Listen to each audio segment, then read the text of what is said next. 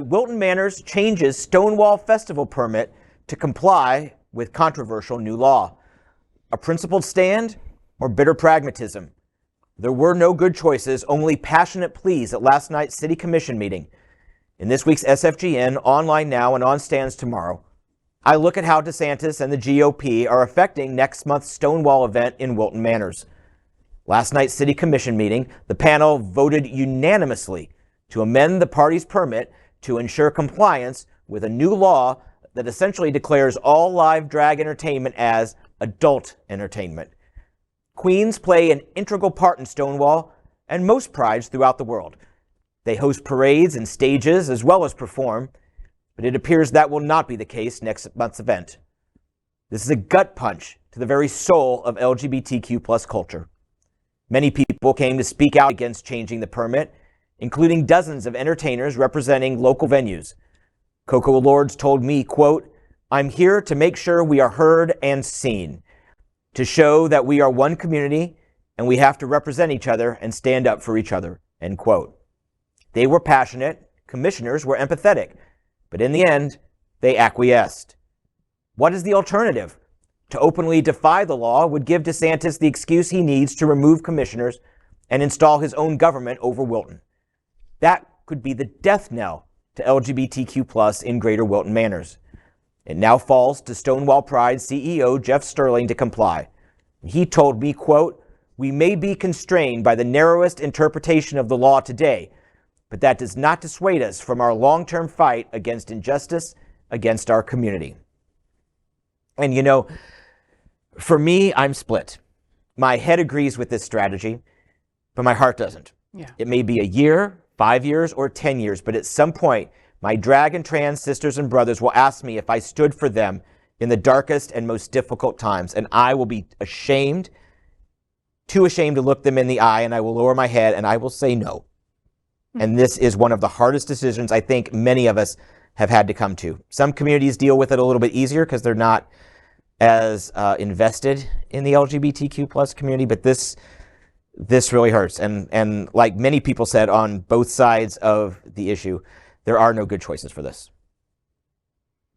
There are no words. Like, how do you have pride without drag queens? You just, I'm really at a loss for words. I mean, there is no winning in this at all. And I don't know why. I really did feel like there was going to be some kind of miracle to happen, right? Somebody to come and save the day and say, okay, this is not going to, it's definitely no miracle coming. No miracles coming. Why is no one, I don't understand this. I'm not an attorney. Why is no one like filing for an injunction while this plays through the court? I'm assuming because nobody can officially show harm yet and has standing to bring a case. I just don't understand why there's not an injunction or someone trying to say, wait for this, wait to enforce this until it has worked its way through the courts. We can't enforce something that hasn't happened yet. So that's part of the legal trouble as well.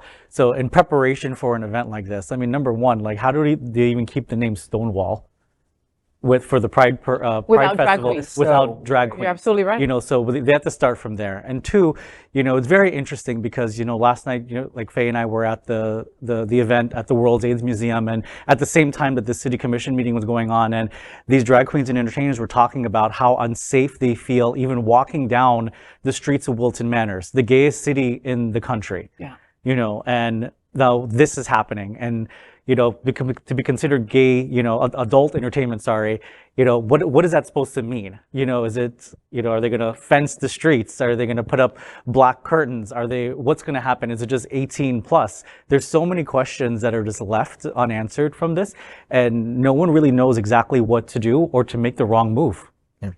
And I know you were asking rhetorically, Faye, but there is no pride without drag queens. There's no pride without drag queens. There's no pride without our trans siblings. There's no pride without our lesbian sisters. There's no pride without people of color. I mean, we are a diverse and intersectional community.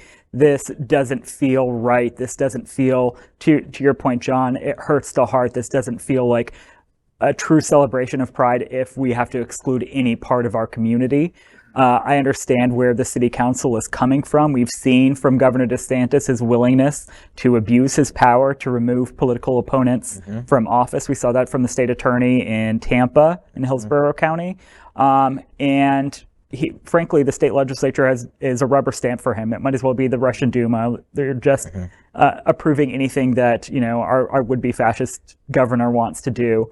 And to your point, how do we make Pride 18 and up? How do we have Pride without our families? Right. Pride has always been a celebration of our families, our families that we choose, our families that we make. How do we not include our families? And maybe 2023 becomes the year that Pride becomes a protest again. Even if it does become a protest, it won't accomplish all of the things that Ron just said. Yeah. A lot of observations to unpack. First off, this conversation is representation that DeSantis and the radical inner circle of the GOP in Florida is getting exactly what they want. This moment of conversation of going protest, but wait, how do we do that, is exactly what they want to do. They want to divide the LGBTQ, add drag queens, and split us apart. They want to separate our acronym letters. They want to split us away from drag queens. They want to split us away from the trans community, and so far they're successful in doing that. So that's one point. The other is I'm worried about that in like this example, that we place our anger against those that are not where our anger should be placed. Our anger should be placed at the governor's mansion. Our anger should be placed on the supermajority of Florida. Our anger shouldn't be placed on the city commission of Wilton Manors. Or Jeff Sterling. Or Jeff Sterling. Or whoever, in terms of trying to administer what the legal laws of the state of Florida are. So I caution. I have gotten into so many conversations when I've been talking over the last couple of months about what we've been leading into that happened in this legislation, this legislative session, of so many people saying, just ignore the law. And I'm going, wait, that's not a realistic answer. You can't ignore the law. And then they say, Dean Trentalis, the mayor of Fort Lauderdale, says that Fort Lauderdale just will ignore it. No, Dean Trentalis has never said that. And the city of Fort Lauderdale cannot ignore it. This is the law of equating. We did this long, very in-depth story about how prurient definitions from the Supreme Court was the implementation of this law of defining lewd and lascivious behavior. Drag in the state of Florida is viewed as adult entertainment. We know that that's not true, but that is the law of the state of Florida. Now we have to figure out the way to defeat it. And because we didn't turn out in the propensity that we should have, this is the law of the land now. And we have to suffer the consequences of not being there when we needed to be there, to defeat a governor, to defeat senators and people in the House of Representatives. The other thing that I want to point out that I was directly involved in is your comment of whether this goes on a year or 5 years or 10 years. I went through 10 years. In Tampa, County Commissioner Rhonda Storms passed a law in, I believe, 2004, 2005, somewhere in there, that no county resources could be spent on anything to do with LGBT in Hillsborough County. The functional act of doing that was a ban on all LGBT in Hillsborough County. Because how do you hold a Pride festival or parade without police and fire? So as a result, there was no Pride in Tampa, Florida for 10 years. I participated with one of the lead units in 2015 for the return of Pride in overturning, but it took 10 years to overturn that function. And we're talking about a county commissioner in Tampa, not a governor in the state of Florida who is going to run for president of the United States. That is the foe that we face. One last thought. I've asked a number of questions of the validity of the fears about removal that John talks about in his story. I interviewed the state attorney in Tampa that was removed and asked him specifically, could you see the governor coming into cities and removing key components of the management of a city? And his answer was, of course, look at me. I'm the state attorney for Hillsborough County, and removed. He's suing and he's pursuing it, but he says yes.